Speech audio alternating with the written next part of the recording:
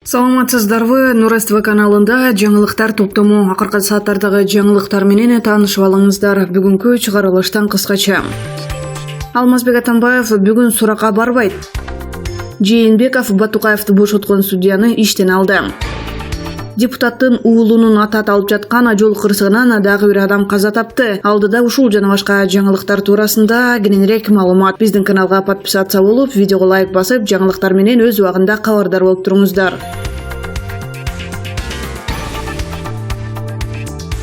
Мурдагы президент Алмазбек Атамбаев тергөө кызматына суракка барбай тургандыгын айтты. Ал Ички иштер министрлигинин тергөө кызматынын чакыруусуна ылайык милиция бүгүн 9-июлда күбө катары суракка келүүгө тийиш болчу. Милиция кызматкерлери чакырууну ага кече 8-июлдун кечинде Бишкектин четиндеги Кой Таш айылындагы үйүнө жеткирип беришкен. Чакыруу келгенден кийин Атамбаев өз үйүнүн алдына кайра тарапташтарын чогулта калып, Апрель телеканалынан барган журналисттерге жооп берип жатып, ал суракка баруу ниети жоктугун билдирди. Коркконго кош көрүнөт болуп, үйүндө отуруп алып, өзүн кадимки Жолой баатырмын деп форумда Жолой деген баатыр, картайып чал болгон куракта колуна курал алып, өзү жоого аттанган деп өзүн баатырга теңеп жатпады беле. Атамбаевди согушка аттан деген деле киши жок эле. Күбө катары чакыртылган суракка анын жанын бирөө сууруп алуучудай качып жаткандыгы жанды күйгүзөт. Ички иштер министрлигинин тергөө кызматы Кремтөбөл Азиз Батукаевди мөөнөтүнүн мурда түрмөдөн бошотулушуна байланыштуу быйыл жыл башында жанданган кылмыш ишин иликтеп жатат. 25-июнда башкы прокурор Өткүрбек Жамшитов парламентте Алмазбек Атамбаев 2018-жылы Кремтөбөл Азиз Батукаевди бошотуу боюнча жеке өзү тапшырма бергендигин билдирген. Бирок Атамбаев 3-июнда форумда сүйлөгөн сөзүндө Батукаев дегенди биринчи угуп жатканын, ага байланыштуу эч кандай тапшырма бербегендигин айтып актанганы бар. Ак болсо дагы, көк болсо дагы сурактан далилдеп бербейби?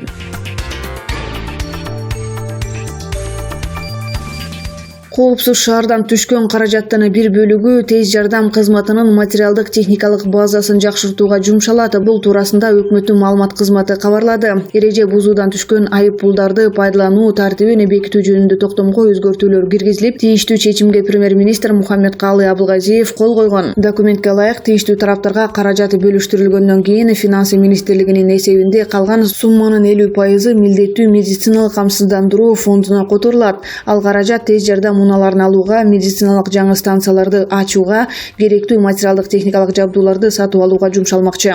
Өлкөдө тез жардам унааларына болгон муктаждык тынбай айтылып келет. Өткөн жылдын аягында саламаттыкты сактоо министри Космосбек Чолпонбаев Кыргызстанга дагы 150 тез жардам машинасы керектигин айткан. Коопсуз шаар долбоору ишке киргенден кийин 4 айда 26414 айдоочу эреже бузгандыгы аныкталган. Анын ишинен азыркы тапта 42% айып төлөп 145 миллион сом түштү.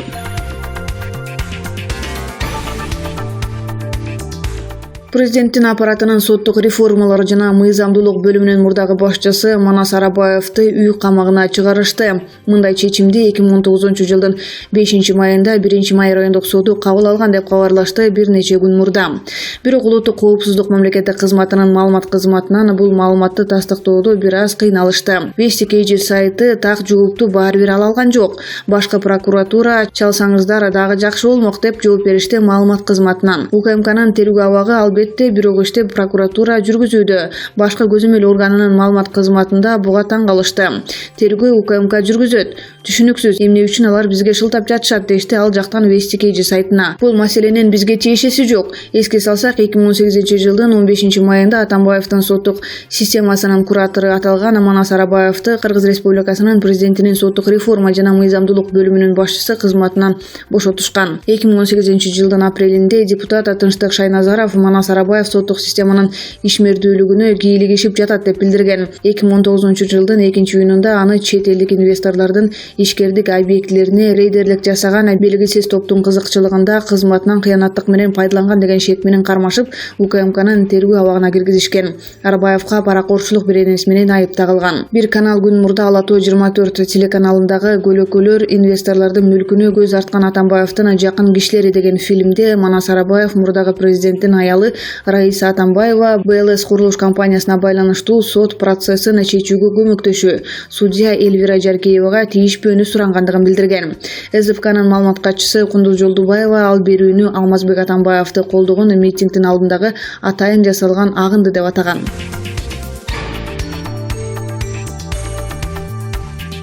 Депутат Алиарбек Абджалиевдин уулунун катышы бар делип жаткан жол кырсыгынан жабыркаган дагы бир адам реанимацияда каза болду. Бул тууралуу Азаттык радиосуна Саламаттыкты сактоо министрлигинин басма сөз катчысы Жылдыз Айгерчинова билдирди. Ысык Көл облустук милициясынын маалыматына караганда, кырсык 7-июлда таңга жуук Бакты Дөлөнөт айылында болгон. Lexus жана BMW X7 машинелери кагылышып, Lexus автоунаасындагы 3 киши ажал тапкан. Ошол эле кырсыктан жабыркаган бир адам реанимацияга түшкөн. Дагы экөө алгачкы медициналык жардам алып үйүнө кое берилген.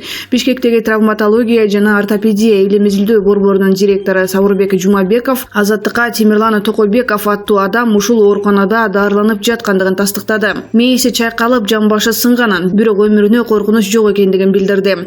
Маркумдардын жакындары Азаттык радиосуна кайрылып, BMW X7 машинесинин жогорку кеңештеги республикада журт фракциясынын депутаты Алиарбек Абджалиевдин уулу Бишкек шаардык кеңешинин депутаты 25 жаштагы Темирлан Токойбеков айдап баратканын, бирок учурда кылмышты жашыруу, видеолорду өчүрүү аракети көрүлүп жаткандыгын айтып даттанышты.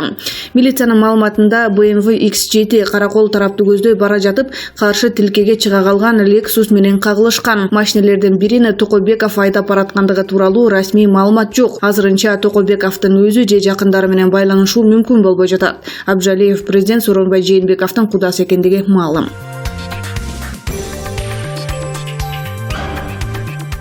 Экономикалык кылмыштарга каршы кызмат Азаттыктын иликтөөсү боюнча текшерүүнүн алгачкы жыйынтыгын жарыялады. Мекеменин басма сөз кызматы тараткан маалыматта 2010 жылдан 2018 жылдары Самайти Айеркен, Абдраз жана Вифули Бамайлиами компанияларынын банктык эсептери аркылуу жалпысынан 646 миллион 879 миң 649 доллар чет өлкөгө жөнөтүлгөндүгү айтылат. Акча кездеме, мотор майы, тетик жана башка товарларды сатып алуу тууралуу контракттардын негизинде которулган. Быйыл май айынын соңунда Азаттык жарыялаган Кыргызстандан чыгарылган миллиондордун изи аттуу иликтөө коомчулукта чоң резонанс жараткан. Анда 700 миллион доллардан тегерегиндеги акча каражат Айеркен Самайти аттуу кытайлык жаран аркылуу бир нече жыл бою күмөн жолдор менен Кыргызстандан чыгарылып келгендиги. Ушул эле адамдын атынан Исмаил Матраимов атындагы фондко 2,5 миллион доллар чет өлкөдөн кайра которулгандыгы тууралуу сөз болгон.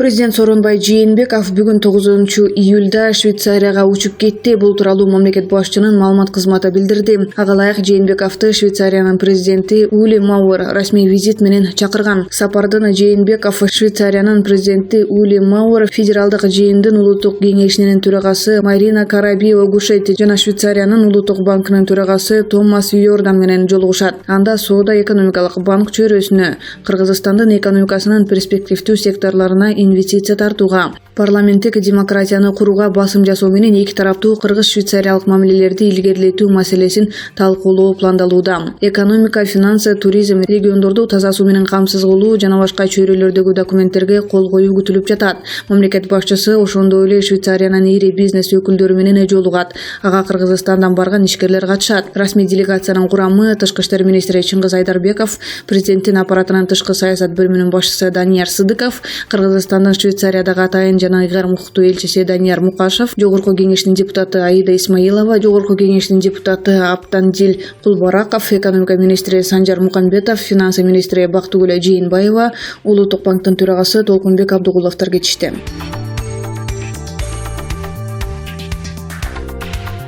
Мыйзамдагы ууру атыккан Азиз Батукаевди мөөнөтүнөн эрте түрмөдөн бошотулушу боюнча сурак берген парламенттеги республикада журт фракциясынын депутаты Зарылбек Рысалиевдин абалы дурус. Бул тууралуу Рысалиев дарыланып жаткан Бишкектин четиндеги Таштөбө кыштагындагы Кыргыз улуттук курортология институтунун жетекчисинин орун басары Махмуд Султанмуратов Азаттыкка билдирди. Анын айтымында Рысалиевдин абалы жакшырып калды, бирок дагы дарыланышы керек. Батукаев бошотулган учурда жаза аткаруу мамлекеттик кызматын жетектеп турган Рысалиев быйыл 7-июнда ички иштер министрлигинде сурак берип жатканда өзүн жаман сезгендиги айтылып, ооруканага жеткирилген. Ал президенттин жана өкмөттүн иш башкармалыгына караштуу атайын ооруканада дарылангандан кийин 2-июлда Таштөбөгө которулган.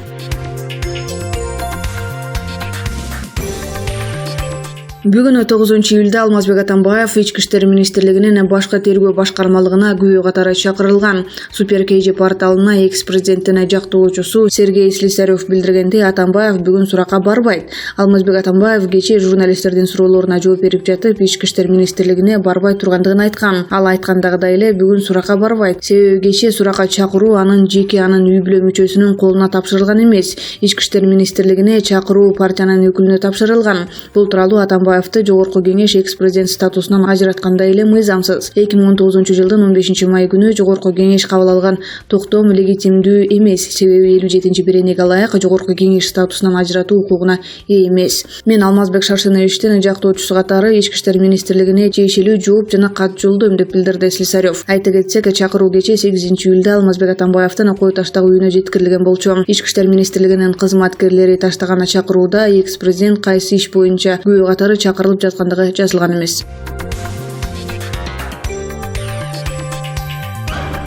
Эңилчек жайлоосундагы Хан Теңири лагеринде 2 кишини өлтүрүп, из жашырган кароолчуну издөө иштери уланууда. Бул туурасында облустук милициянын маалымат кызматынан кабарлашты. Ал ок чыгаргандан кийин бир аялды барымтага алып, тоону көздөй кетип, из жашырган. Милициядан аны издөөгө жолду жакшы билген мергенчилер, чек арачылар тартылган. Буга чейин барымтага алынган Ирина Лунева анын таптырбайм дегенин Спутник Кыргызстандын кабарчысына айтып берген. О, анын бир магазин толтура угуу бар экендигин көргөм. Аны милиция издерин айтсам, тирүү бойдон колго түшпөйм. Өлүгүмдү дагы таптырбайм деди. Мени таңга мал кое берди деген ал. Ички иштер министрлигинин маалымат кызматынын жетекчиси Бакыт Сейитов буга чейин арак ичип отуруп сөздөн сөз чыгып, бири-бирине кемсинткен сөз айткан. Анан олтургандардын бири экөөнү атып салган деп билдирген. Бирок кийин каза болгон директордун орун басарынын тууганы окуя кандайча болгондугун айтып, анын арак ичпегендигин кошумчалаган. Эске салсак, 2019-жылы 4-июлда Сырт өрөөнүнүн Эңилчек жайлоосунда жайгашкан Хан Теңири аңчылык лагердин башчысынын 49 жаштагы орун басарын жана 31 жаштагы кызматкерин кароолчу атып салгандыгы боюнча милицияга маалымат түшкөн. Мындан сырткары ошол жердеги жылкычы бычак жеп 48 жаштагы аял барымтага алынгандыгы айтылган. Бирок аял аман эсен бошотулуп чыккан. Бул кылмышка шектүү делип лагердин кароолчусу Түп айылынын 29 жаштагы тургуну изделүүдө.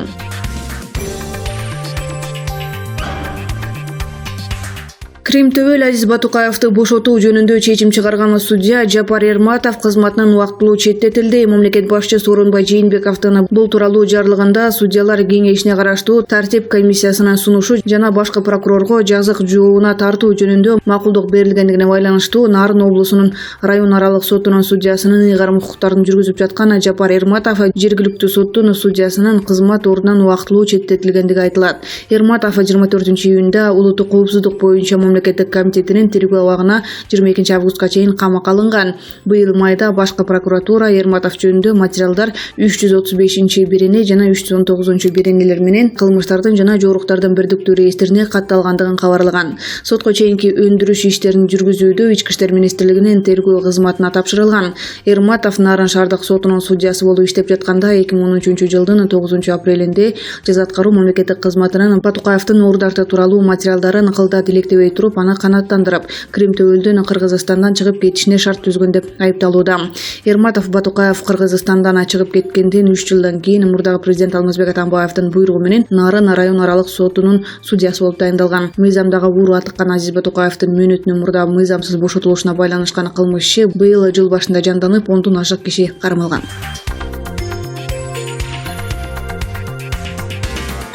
Акциянын катышуучулары 20 чакты адам 2010-жылдагы окуялардагы адамдардын жабыркагандыгына Ички иштер министрлигинин мурдагы министри күнөөлүү деп билдиришти.